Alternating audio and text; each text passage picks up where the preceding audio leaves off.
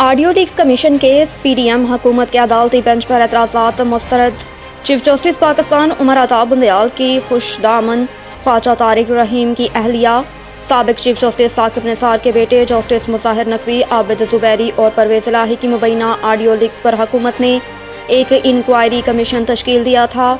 حکومت نے 9 مبینہ آڈیو لیکس کی تحقیقات کے لیے جسٹس قاضی فائز عیسیٰ کی سربراہی میں یہ انکوائری کمیشن تشکیل دیا تھا، جس میں اسلام آباد اور بلوچستان ہائی کورٹ کے چیف جسٹس شامل تھے۔ تاہم عابد زبیری نے اس کمیشن کو چیلنج کیا تھا، جس پر عدالت نے چیف جسٹس کی سربراہی میں 5 رکنی بینچ تشکیل دیا تھا۔ اس بینچ میں chief justice Umar Ata Bandial, justice اعجاز الحسن، جسٹس منیب اختر، جسٹس حسن اظہر اور جسٹس شاہد وحید شامل تھے۔ عدالتی بینچ نے اس کیس کی 2 سماعتیں کی اور آڈیو لیکس انکوائری کمیشن کو کام کرنے سے روک دیا تھا۔ تاہم سابقہ حکومت نے مفادات کے ٹکراؤ پر 3 ججز کی بینچ سے علیحدگی کے لیے متفرق درخواست دائر کی تھی۔ حکومت کی جانب سے بینچ میں شامل جن 3 ججوں پر اعتراض اٹھایا گیا، ان میں chief justice Umar Ata Bandial, justice اعجاز الحسن اور جسٹس منیب اختر شامل تھے۔ پشاور میں FIA کا ہنڈی حوالے کا کاروبار کرنے والوں کے خلاف crackdown. Currency market cell FIA کی جانب سے پشاور کے چوک یادگار میں ہنڈی حوالے کا کاروبار کرنے والوں کے خلاف کارروائی کی گئی، جس میں FIA نے پشاور کی کرنسی مارکیٹ کو سیل کر دیا۔ FIA حکام کا کہنا ہے کہ کسی کو ڈالر کی اسمگلنگ کی اجازت نہیں دی جائے گی اور غیر قانونی کاروبار میں ملوث افراد کے خلاف بھرپور کارروائی ہوگی۔ معاشی ماہر شبر زیدی نے کہا کہ 5000 کا نوٹ، منی چینجروں کی دکانیں اور امیر علاقوں میں گیس کنیکشن بند کر دیا جائے۔ انہوں نے کہا کہ اپر مڈل اور مڈل کلاس کے گیس کنیکشن کاٹ دیں۔ ڈیفنس، کلفٹن اور گلبرگ کے علاقوں میں لوگوں سے کہیں کہ وہ سلنڈر والی گیس استعمال کریں اور ملک کو پائپ گیس کی بجائے سلنڈر گیس پر لائیں۔ شبر زیدی کا کہنا تھا کہ ڈالر اس لیے نیچے آیا کیونکہ پشاور کا کرنسی ایکسچینج بازار بند ہو گیا۔ ایکسچینج کمپنیاں بند کر کے ذخیرہ کیے ہوئے ڈالر بیکار بنا دینے چاہیے۔ کوئٹہ میں چینی ذخیرہ اندوزوں کے خلاف کارروائی کے بعد قیمتوں میں کمی آنا شروع۔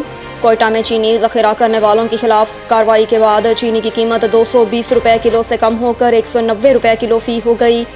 کمشنر کوئٹہ کا کہنا ہے کہ چینی کی ذخیرہ اندوزوں کے خلاف کارروائیاں جاری رہیں گی۔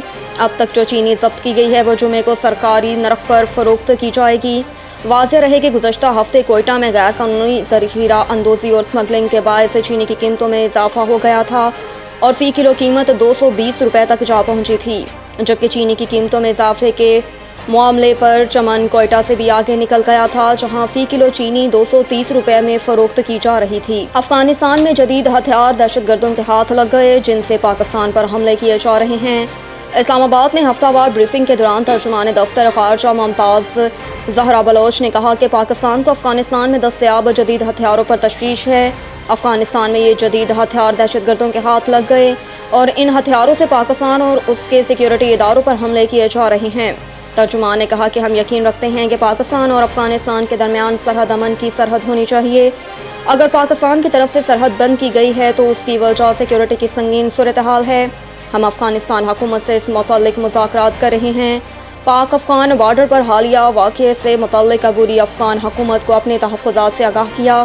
چترال حملے پر ترجمان دفتر خارجہ کا کہنا تھا کہ چترال کی صورتحال پر افغان حکومت سے اپنی تشویش کا اظہار کیا۔ اس صورتحال پر ہوم ڈپارٹمنٹ اور متعلقہ ادارے تفصیل دے سکتے ہیں۔